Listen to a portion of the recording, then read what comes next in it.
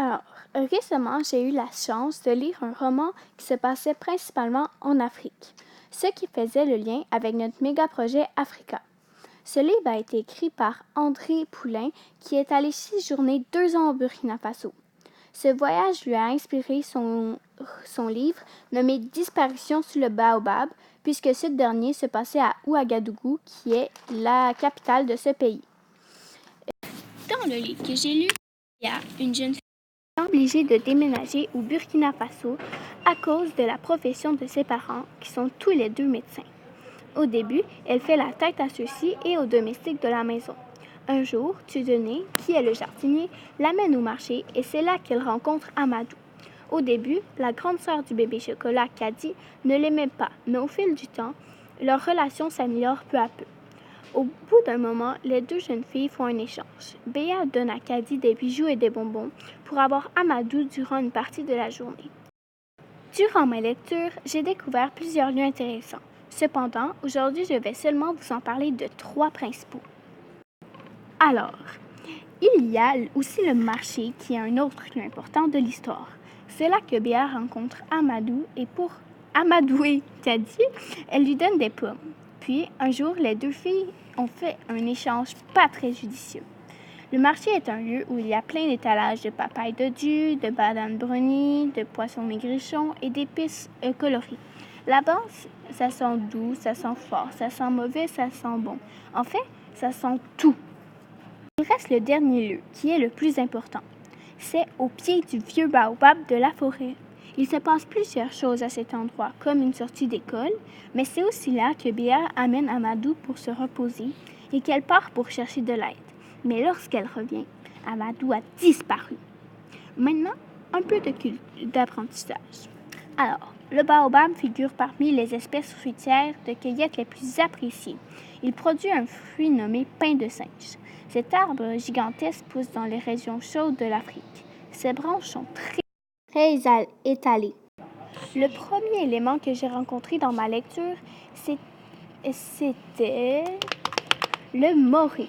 Alors, le moré est une des langues officielles du Burkina Faso.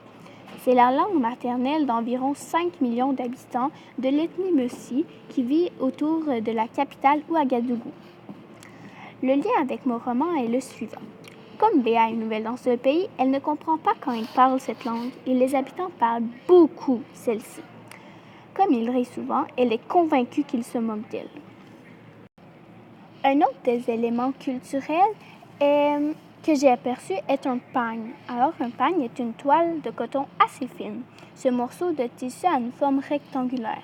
Les femmes viennent l'attacher à la poitrine et à la taille. Le bébé est donc calé dans les reins de sa mère.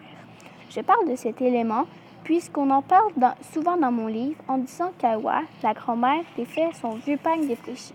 Mais c'est là que Béa rencontre Amadou. C'est aussi avec un pagne que Béa promène le bébé.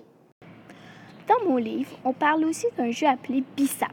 Cette boisson de couleur rouge est une infusion d'une fleur qu'on appelle Hibiscus sabdarifa. Le bissap est un nom en wolof sénégalais. Pour venir au livre, j'ai croisé le mot bissap lorsque Béa et Dieudonné se taquinaient. À la page 53 de mon roman, j'ai rencontré le mot palu, qui est le diminutif du paludisme, qui est une maladie semblable à la malaria. Ça peut parfois être mortel. Cette maladie est causée par des parasites qui infectent les moustiques qui vont par la suite nous piquer. Ils piquent généralement entre le crépuscule et l'aube. Le lien avec mon roman est bien simple. Le 4e jour où Béa amène une pomme à Kadi, elle la retrouve seule avec Amadou qui dort dans son dos à l'aide d'un pagne. Béa apprend par la suite qu'Awa a le palu et qu'il faut apprendre avec. Maintenant, le dernier élément culturel, qui est un féticheur. Ce dernier est un sorcier africain, vous l'auriez sûrement deviné, très respecté et qui est capable de donner un pouvoir magique à certains objets ou animaux. Il peut aussi être un guérisseur. C'est pour ces raisons que Béa et Kadi allèrent le voir. et lui demandèrent quelque chose pour retrouver le petit Amadou qui, on se le rappelle, avait malheureusement disparu. Pour conclure ma découverte de l'Afrique avec mon roman, voici ma réflexion.